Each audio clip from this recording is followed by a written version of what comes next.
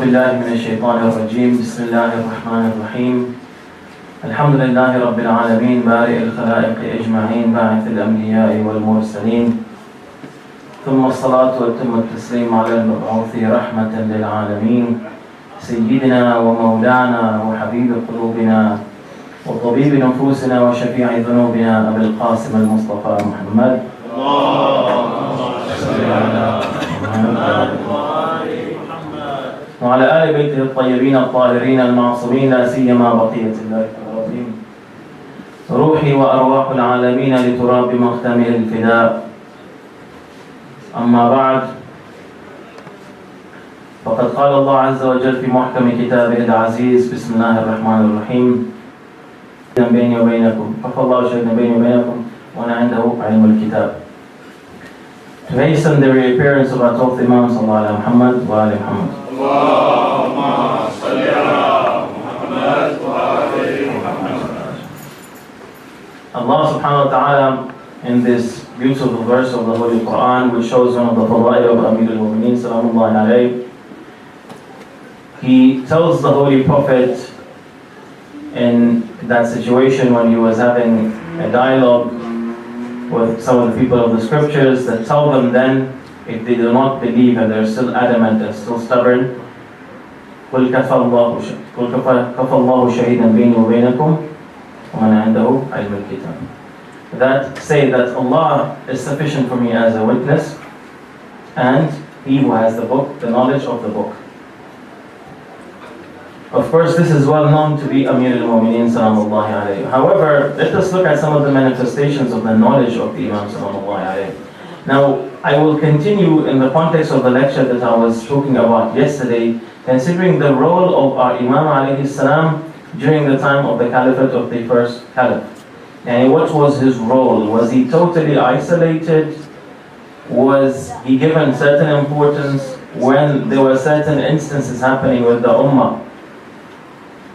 Did they come to know his worth? So upon that, the Shaykh al-Saduq narrates a hadith from Ibn Abbas in which he says that once two Jewish brothers from the elders of the Jews of Medina, they came to Amir al-Mu'mineen sallallahu alayhi. Of course, this is something to know that the life of Imam alayhi salam, it had many phases. It had the Makki phase before Hijrah, the Madani phase, and then there was the Kufi phase. The Kufi phase was during his Khilafah. Now, during the Caliphate of the first three Caliphs, this was all in Medina. So, one of the people of Medina, two of the Jews of Medina, they go to the Imam alayhi salam. Or actually, they go to the mosque now. They ask that we have been told that قَدْ ظَهَرَ نَبِيٌّ مِنْ ظَهْرِ تُهَامَةٍ, يعني a person from one of the areas by Makkah, he has appeared and is claiming to be a prophet, and he is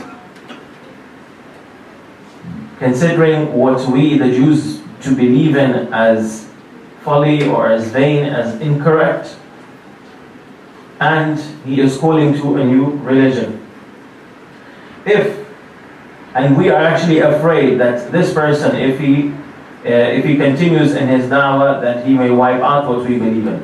So we have actually come to make sure that is this that prophet that Dawood salamullahi alayhi gave glad tidings about? Because if he is so, then we will believe in him. But if he is not, and he recites poetry, and he does not have those characteristics of a prophet, then we will fight against him with our money and ourselves, and our soul, and our blood. At that, the Muhajirin and the Ansar in the mosque, they tell them, these two brothers, that well, unfortunately, the Holy Prophet, our Prophet, has passed away. So they said, no problem. What about his wasi? Because Allah never sends a prophet except that he has a wasi after him. And this is a practice that the Jews knew, that the Israelites, the Hebrews, they knew. And Allah subhanahu wa ta'ala sent very many prophets to these people. So they came to know about the sunnah of Allah subhanahu wa ta'ala. Now, they said, yes, his wasi is present. Where is his wasi? Fulan, the first Khalifa. Fine, inshallah. We'll ask you a few questions, if you don't mind. Salam ma badalakum, salam ma badalakum. Ask whatever you would like. طيب, at that point they started to ask these following questions. ما أنا وأنت عند الله عز وجل. What am I to Allah and what are you to Allah? Secondly, وما نفس في نفس ليس بينهما رحم ولا قرابة. What is a soul in another soul, but there is no relationship, there is no connection, they're not related to each other. وما قبر سار بصاحبه. What is a grave that walked around or that moved around with its inhabitant, the person who was buried in it? Where does the sun rise? وأين تطلع الشمس? وفي أين تغرب الشمس? And where does the sun set? وأين طلعت شمس ثم لم تطلع فيه بعد ذلك? Where did the sun shine upon for once, one time, and then after that it has never shined upon that land again? Where is the Jannah? Where is Jahannam? وَرَبُّكَ يَحْمِلْ أَوْ يُحْمَلْ. Does your Lord carry or is he carried? وَأَيْنَ يَكُونُ وَجْهُ رَبِّكَ. Where is the face of your Lord? وَمَا إِثْنَانِ شَاهِدَانِ. What are two things that are always, that are a witness, that bear witness? وَإِثْنَانِ غَائِبَانِ. Two things that are absent. وَإِثْنَانِ مُتَبَاغِضَانِ. Two things that are that don't like each other, that don't combine, that don't gather with each other. وَمَا الْوَاحِدُ. What is one? What is two? What is three? What is 4, 5, 6, 7, 8, 9, 10, 11, 12, 30, 40, 50, 60, 70, until 100. Our friend, he was a little bit puzzled, said, I don't have any answer. So at that point, there was a fear. Abdullah bin Abbas says that I feared that if I were not to do something, the Muslims may revert back from Islam, may turn away from Islam. So upon that, he himself went to Amir al-Mu'mineen salamullahi alayh. He went to Amir al-Mu'mineen salamullahi alayh, and he told him, this is what happened. At that, Imam alayhi salam looked at what he did, فَتَبَسَّمَ ضَاحِكًا. He smiled with a kind of laughter, and he said that this is the day that the Holy Prophet sallallahu alayhi wa promised me. Sallallahu alayhi wa.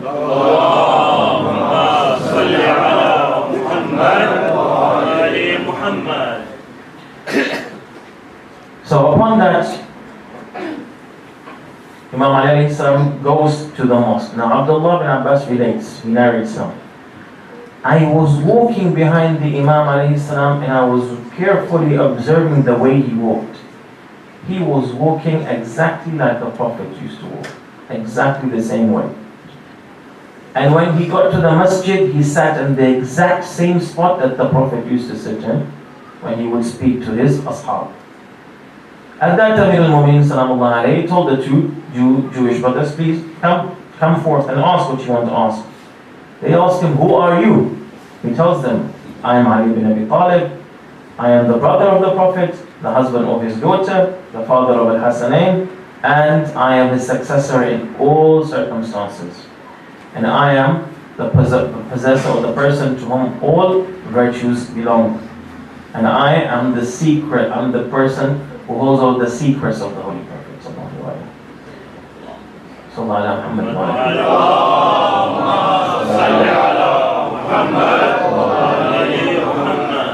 So upon that, they started to ask their questions. Now we'll answer them one by one. What am I to Allah and what are you to Allah? They asked Imam alayhi salam. So at that, Imam alayhi salam answers them. I am a believer in Allah subhanahu wa ta'ala from the day I perceived myself, from the day I understood myself. Whereas you disbelieve in Allah from the time that you came to understand and to perceive and to have maturity in thought. You are a disbeliever in Allah. And I don't know what Allah subhanahu wa ta'ala will do with you later on. Secondly, مَا نَفْسٌ فِي نَفْسٍ لَيْسَ بَيْنَهُمَا رَحِمٌ. What is one soul in another soul which are not related to each other? Imam alayhi salam says that is Yunus in the stomach of the whale. One soul in the soul of another but they're not related to each other. But what is the grave that moved around with its inhabitant? So that is also Yunus in the stomach of the whale, because the whale, it swam, according to this narration, the 7 oceans with Yunus in its stomach. But where does the sun rise? Imam alayhi salam uses this expression. Of course, this is according to the metaphor or the symbolism or the terminology that they used to understand at that time. He says, min qarnay ash-shaytan, from the 2 horns of shaitan. And it's a particular place, metaphorical, explain any term, expression that they used to understand. Any particular place. And he did not tell the Imam alayhi salam at this point. They used to use something which is called al-uslub al-hakim, that is to say the wise method. For instance, when they ask Allah subhanahu wa ta'ala, when they ask the Prophet, what are crescents and the moon? Correct? Allah subhanahu wa ta'ala did not give them an astronomical answer. What did he tell them? قُلْ يَا مَوَاقِيتُ لِلنَّاسِ يَسْأَلُونَكَ عَنِ الْأَهِلَّةِ, and why does the moon keep on changing in shape? At that point, Allah subhanahu wa ta'ala tells them, this is a timing for you, so that you can keep time. What day of the month it is. Now, if Allah was to go and explain that the moon is this far from the sun, and the moon takes light from the sun, and it was caused by this explosion, I don't know what, they won't understand that. So according to the level of understanding, qarnay shaytan, they will understand from this. أين تغرب, where does it set? في عين حمئة, in a warm sea. In the story of Dhul Qarnayn, you will find both of these places. In a warm sea. فأين طلعت الشمس ثم لم تطلع في ذلك الموضع, يعني where did the sun rise but after shine on one time, but thereafter it did not shine until another time. He said that is that piece of land that Musa salamullahi alayhi made the sea to split in. It formed 2 walls, and in the middle there was a path. The sun shone on this path. It shined on this path, and after that it did not shine again when the sea came back together again.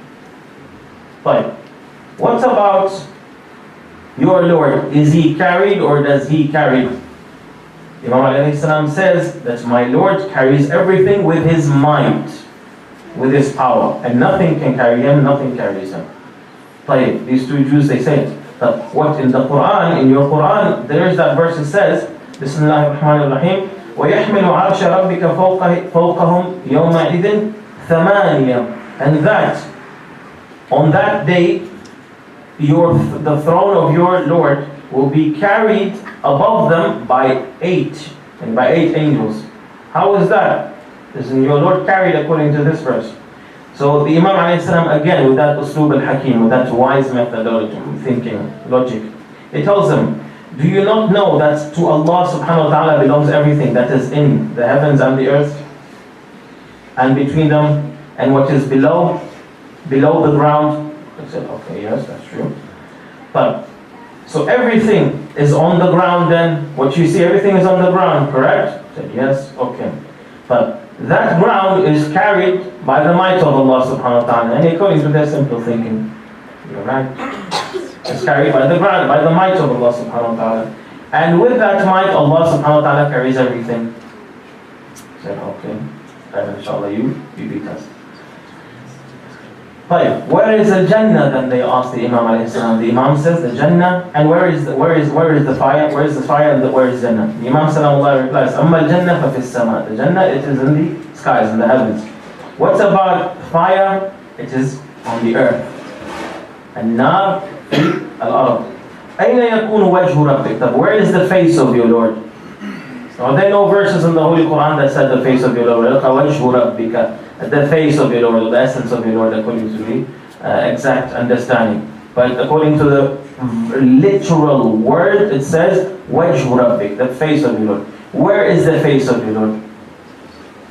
That Imam alayhi salam tells Ibn Abbas, go bring me some firewood, turn it on. So they light a fire. At that, Imam alayhi salam tells these 2 Jews, now come. Can you see a face to this fire? And is it from this direction or that direction or this direction? Does it have a set face? He says, no, it does not have only one direction that faces me. It is facing me in all directions. Correct? It's facing me in all directions. So he says, the face of Allah subhanahu wa ta'ala is like this. To Allah belongs that which is in the east and the west, and His face is everywhere. So it is not literally the face of Allah, the presence of Allah. Okay? The presence of Allah subhanahu wa ta'ala. But what are two witnesses? The Imam says it is the heavens and the earth. They are constant witnesses, and they are always there. They bear witness to everything, they are constantly there. But what are two things that are absent? غائبان.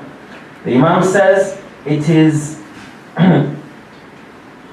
and what are two things that do not gather each other, that hate each other, in that kind of expression. They hate each other, or they do not gather with each other, combine with each other. The Imam says those which do not combine with each other come together are the night and day. They don't come at the same time. You either have night or you either have day. So those first or those two absent things, absent in the sense that they could not be perceived. They can't be understood properly. Their reality can't be understood. That is life and death. We don't know what life or death is exactly. We can't understand that. You feel them, but you can't put it on a pen. I mean, if you go to school, for example, your teacher tells you that write an essay of 2 or 3 paragraphs, for example. What is this? You can't write, you can't understand. You will explain the effects of life and the effects of death. Maybe the feeling that you get. But exactly what it is, you won't be able to define it. It's not possible. It's something very, very abstract. It's above words. But what is one? It says one is Allah subhanahu wa ta'ala. Of course, that should be obvious. What is two? It says Adam and Hawa sallallahu alayhi wa. What is three? It said the Christian says that Allah subhanahu wa ta'ala is three. But what is four? Quran, Zabur, Tawrat, and Injil. What is five? 5 prayers. What is 6? Allah subhanahu wa ta'ala created the heavens and the earth in 6, not 6 days, not 6 earth days. Just be a little bit more clear about 6 periods. In 6 periods. If you see any translation that says 6 days, and it's not exactly the days of the earth. The samawat or the skies, they are a higher plane of existence. So they're not bound by the movement of my sun over here, okay, in our solar system. No, they're on another plane of existence. So it's 6 periods of time. Allah subhanahu wa ta'ala knows how much they may be. 7, the 7 doors of Jahannam. 8, the 8 doors of the Jannah. 9, those 9 youth who were corrupt and they were causing mischief on earth during the time of Nabi Salih salamullahi alayhi. What about 10? Those first 10 days of Muharram. What's about 11? He says, Yusuf salamullahi alayhi, he said that I saw 11 lights prostrating before me, and the moon and the sun. But 11 lights, and being the brothers of Yusuf salamullahi alayhi. What about 12? 12, he said, are the months of the year. What's about 20? He says, Yusuf salamullahi alayhi was sold for 20 dirhams. وَبَاعُوهُ بِثَمَنٍ بَخْسٍ. And the really small and cheap price is what they sold Yusuf salamullahi alayhi. What about 30? It says the 30 days of Shahr Ramadan, of course. And sometimes you may have 29, but in general, like the Imam saying, it's 30 days that you have to fast. 40 is the time that Musa salamullahi alayhi was given to meet Allah subhanahu wa ta'ala. It was first 30 days as appointment to receive the Tawrat, and after that there was another 10 days. What about 50? It says 50 is the time that Nuh didn't say. And Nuh alayhi salam stood and he remained among his people for 1,000 years except for 50 years. Okay? أَلْفَ سَنَةٍ إِلَّا 50 عَامًا. 1,000 years except 50. That except 50 is this 50. That. But what is 60? It says kafara. For a person, one of the types of sins that a person may do, this was prevalent during those times. A person would say to their spouse that you are to me like my mother. This would cause for there to be an impermissibility, and haram for him to have physical relations with her, except after giving kafara. The first kafara was to free a slave. This is not available this time right now. The second is to fast. The second is to fast for 60 days, for 2 months. The third is to feed 60 miskin. So this is that 60. What about 70? Musa sallallahu alayhi, he chose 70 people from among his qawm, 70 people to come with him to meet Allah and to go to speak with Allah subhanahu wa ta'ala. What about 80? He says 80. Thamanun is the name of a village in the Arabian Peninsula from where Nuh salamullahi alayhi, he mounted his ark. What about 90? He says 90 is the number of pairs that the Nabi Nuh alayhi salam, the pairs of animals that Nuh salamullahi alayhi took with him on the ark. What about 100? He said 100. The age of Dawood salamullahi alayhi was 60. The age of Dawood was 60. However, Adam salamullahi alayhi had given him a gift 40 years of his age. So that would make 100. These answers are like a secret code. You want to join a club, when you knock on the door, they tell you what's the secret code, what's the secret handshake. This is the secret code that was passed down by prophets, awsiya, ulama, especially among the people of the scripture. From it they would make out, Fulan is a true person, Fulan is a liar. This is one of the fadail of Imam alayhi salam, and that verse which I misread, وَكَفَى بِاللَّهِ شَهِيدًا بَيْنِي وَبَيْنَكُمْ وَمَنْ عِنْدَهُ عِلْمُ الْكِتَابِ. This is one of the manifestations of that verse. That, and say, sufficient for me as a witness is Allah and He who has the ilm of the book. Sallallahu ala Muhammad wa ala Muhammad.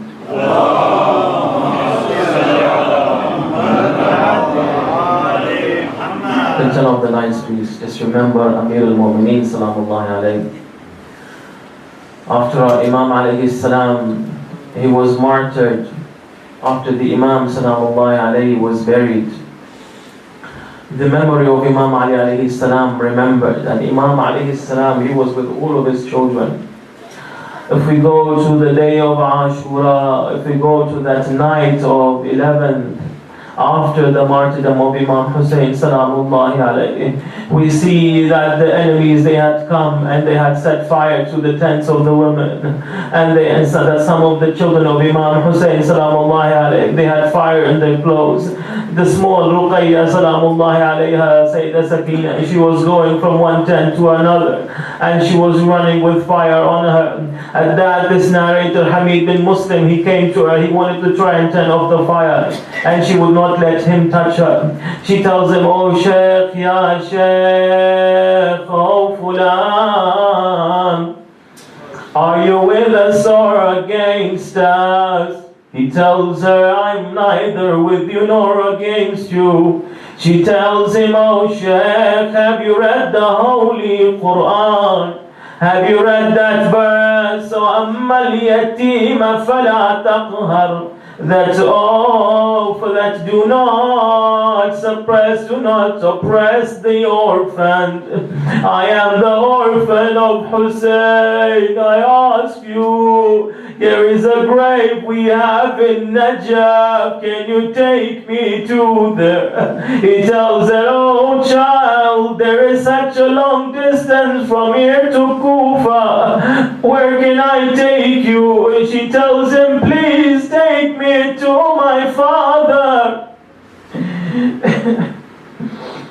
The shahadat of Imam Hussein salamullahi alayhi was the biggest musibah that had befallen this earth and the people and the mu'mineen. It is narrated that Zainab salamullahi alayha, after the Ashab al-Kisa, after the Prophet passed away, she would seek consolence in her mother, her brothers and her father. Those were the remaining Ashab al-Kisa. After Imam Ali alayhi salam and Bibi Fatima and Imam al-Hassan, they were all martyred. She still felt that she had all of them in the person of Imam Hussein salamullahi alayhi. But when Imam Hussein salamullahi alayhi was martyred, that was the biggest musibah for Zainab. She called out and she said, "Today my grandfather Al-Mustafa has died. It is today that my father and my mother and my brother Al-Hassan have passed away. Oh my dear brother, I would seek consolence and comfort in your presence. But today you passed away. This is a wound that can never be healed. But Zainab Salamullahi alayha, she comes to her brother and she cries and she weeps and she asks him, I mean, look at these words of the heart. Oh my brother, why do you lay on the ground, on this hot ground of Karbala? Oh my wali, oh the light of my eyes, I cannot bear patience after you. Your loss is such a big loss in my heart, it's such a big pain. Oh my dear brother, who was the one who struck you on your head? Oh my dear brother, who was the person who pierced your heart with that spear? Oh my dear brother. Oh my dear brother, do you know that we were sitting in those tents, all of a sudden we heard the sound of the horse coming and we thought that my brother has come back. But when we looked at the horse, we found him without his rider and we found the saddle to be bent. We found the horse crying and with blood all over him. Oh my dear brother, I cannot forget you, oh my dear brother. And Zainab Salamullahi alayha, she remained like this. At that night, Zainab Salamullahi alayha gathered the women folk and the aitam and orphans and guarded them. The second day when she was about to leave, she did not want to leave Imam al-Hussein, but something was forcing her to leave. Do you know what that was, O Mu'mineen? It was the whip of Shimmer who was hitting her with that whip, telling her, move Zainab, move. One last musibah, my dear brothers and sisters. Do you know that in any caravan during those times they would have a leader of a caravan and they would have a poet who would recite poetry so that the camels would move in a swift way. They would move, they would have that mood to move.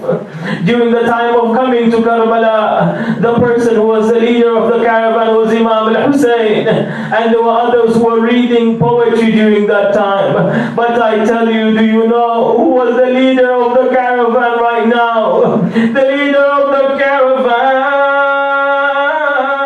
was Shimr. The leader of the caravan was Zajr, one of the Umayyad soldiers. How was he leading them? Instead of leading the reins of the camels, he was whipping the women from behind. And how was Shimr? Shimr was reciting poetry. Do you know what he was saying in his poetry? He was cursing Amir al-Mu'mineen. One last musibah of Amir al-Mu'mineen. During your life, you will always veiling Zainab so that no one would see her. Can it be that Al-Umayyah today are exposing Zainab? The poets, they say, عجبا لها بالأمس أنت تصونها واليوم تبديها أيسوقها زجر بضرب متونها والشمر يحدوها بسب أبيها